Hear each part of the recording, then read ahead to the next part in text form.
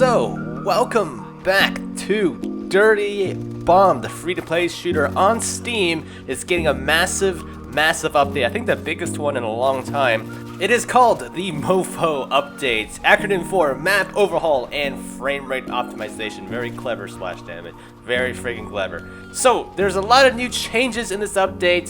Specifically, they'll be kind of reworking how the maps work, give them a nice makeover, and I got to play test on Terminal.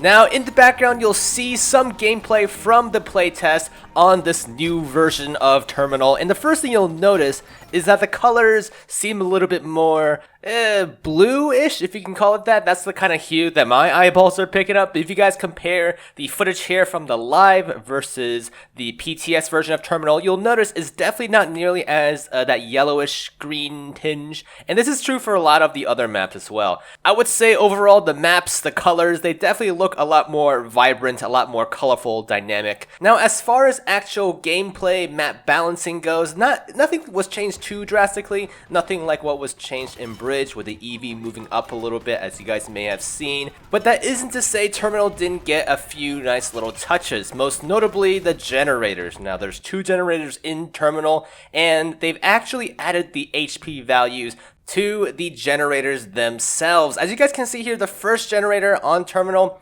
is now 1000 HP. So if you don't want to plant C4 on the secondary objective, you just want to, whittle it down with gunfire or whatever explosives you have on your character, your merc, it's gonna be much harder to get through. And the opposite end, on the second objective, you have the other generator. That one only has 500, so it's going to be significantly more difficult to destroy the generator for the first objective, while it's a bit easier to kind of get through on the second.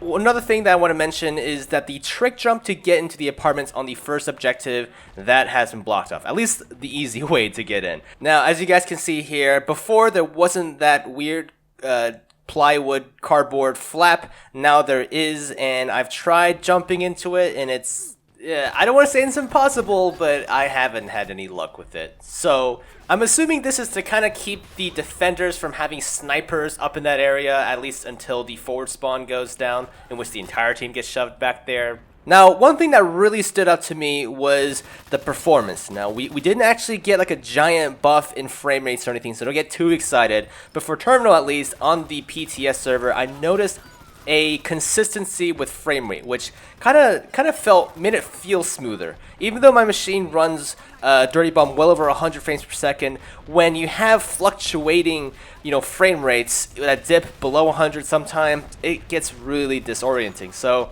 another thing that is not Terminal specific, but as far as like visual fidelity, Stoker's Molotovs, the flames got a nice little touch in detail in the art department. They look way prettier. They even glow blue if they are allied flames, so you know what is friendly fire versus not friendly fire. Haha, pun so intended. Other small changes include the signage on the containers. You guys probably know about this already. A and B. To be honest, I never really noticed these, but I'm assuming these are pretty useful for like shoutouts and things like that. Or not shoutouts, callouts. There you go. YouTuber language. Taking over. But yeah, I hope you guys enjoy this video. Overall, Terminal looks better. It runs better. And I look forward to seeing it coming out on live. That's just about it for today, guys. Hope you guys enjoyed this video. It's a little sneak peek of Terminal. And until next time, I'll see you in the next video.